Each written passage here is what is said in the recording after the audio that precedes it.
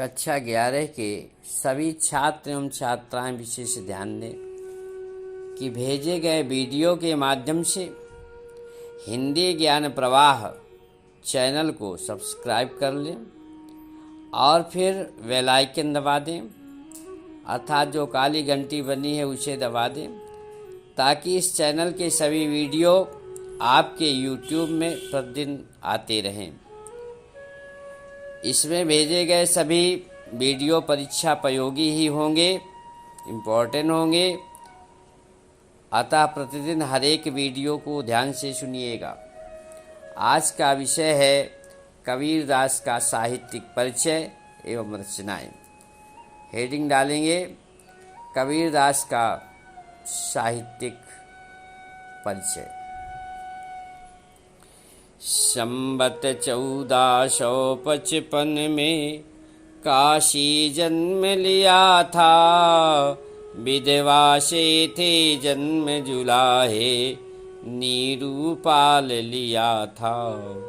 रामानंद गुरु थे इनके, मगहर अंत हुआ था, जाति पाति अवतारवाद का खंडन खूब किया था।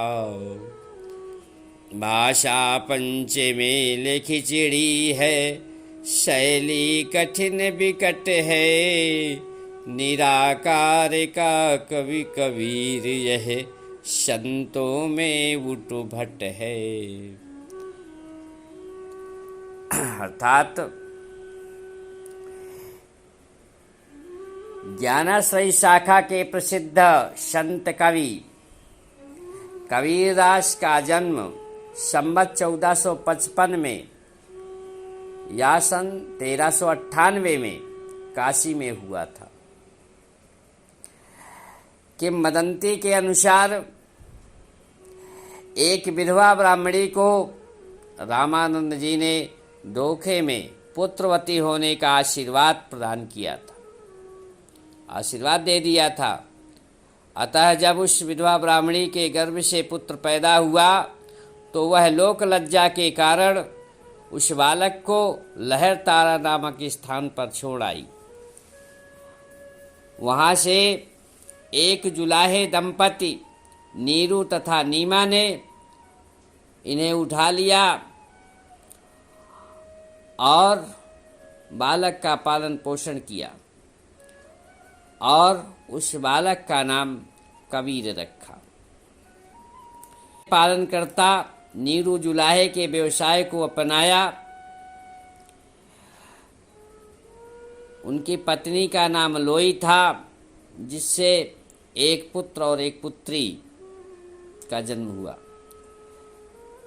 इस प्रकार कबीरदास के पुत्र का नाम कमाल तथा पुत्री का नाम कमाली था। कबीरदास के गुरु रामानंद जी थे। रामानंद के शिष्य बनने के बाद वे संत बन गए।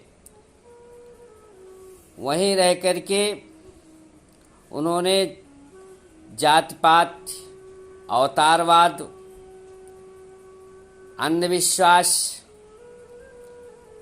पाखंड आदि का बढ़ चढ़ करके खंडन किया। जब कबीरदास 120 वर्ष की अवस्था के होने लगे, तब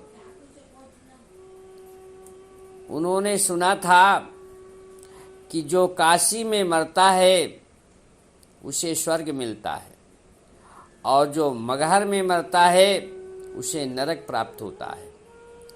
इस अंधविश्वास का खंडन करने के लिए अंतिम समय में वे काशी को छोड़ करके मगहर चले गए और वहीं पर संवत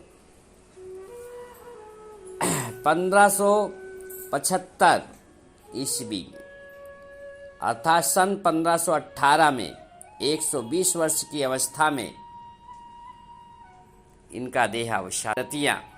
कबीरदास जी निर्गुण ब्रह्म के उपासक थे, पर विशेष बल दिया करते थे। वो कहते थे कि सत्य की महिमा को इन्होंने अपने जीवन में अपनाया, सत्य को ही सबसे बड़ा तप बताया। कहने लगे साच बराबर तप नहीं है, झूठ बराबर पाप। इसी प्रकार से कबीरदास जी ईश्वर के प्रति अनन्य प्रेम के महत्व को स्वीकार किया। कहते हैं ढाई आखर प्रेम का पढ़े सो पंडित होए।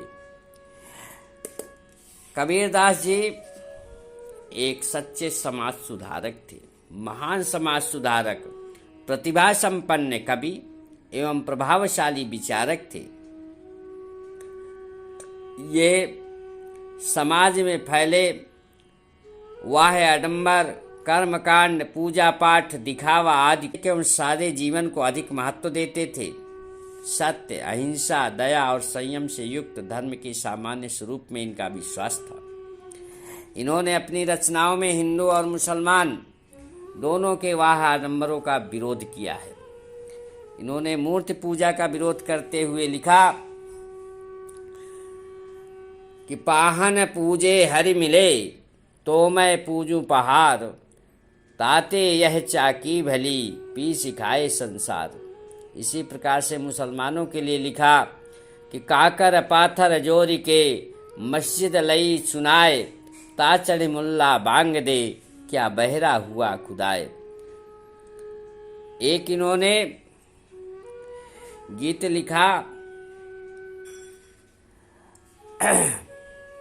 गे पद में लिखा उन्होंने, अरे इन दोनों ने राह न पाई, हिंदू आपन करे बड़ाई, गागर छुअन न देई, वैश्या के पावन तरसो वह यह देखो हिंदुआई।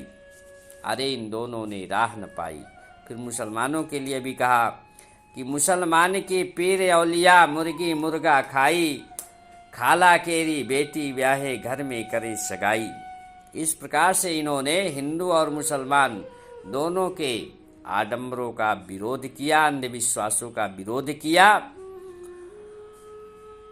कबीरदास की प्रमुख कृतियां। कबीरदास जी पढ़े लिखे नहीं थे। वो स्वयं कहते हैं कि मस कागज छुओ नहीं, कलम गही नहीं हाथ। तो कबीरदास जी पढ़े लिखे नहीं थे। वो मौखिक भक्ति भाव में आकर के जो बोलते थे, उनके शिष्य उसी को लेखनीबद्ध किया करते थे। और उस पूरे संग्रह का नाम पड़ा बीजक। और उसके 3 भेद हैं। नंबर 1 साखी, नंबर 2 शबद और नंबर 3 रमैनी। कबीरदास का हिंदी साहित्य में स्थान। कबीर हिंदी साहित्य के अनमोल रत्न है तथा इनकी हिंदी साहित्य में मूर्धन्य स्थान प्राप्त है। इनको हिंदी साहित्य में श्रेष्ठ स्थान प्राप्त है। वास्तव में कबीर जी परम योगी, महान विचारक, सच्चे समाज सुधारक व ईश्वर के सच्चे साधक थे। ये वास्तव में एक सच्चे संत थे। ये हिंदी साहित्य के श्रेष्ठतम विभूति थे। निर्गुण भक्ति धारा के पथ प्रदर्शक के रूप में कबीर का नाम सदैव स्वर्ण अक्षरों में अंकित रहेगा।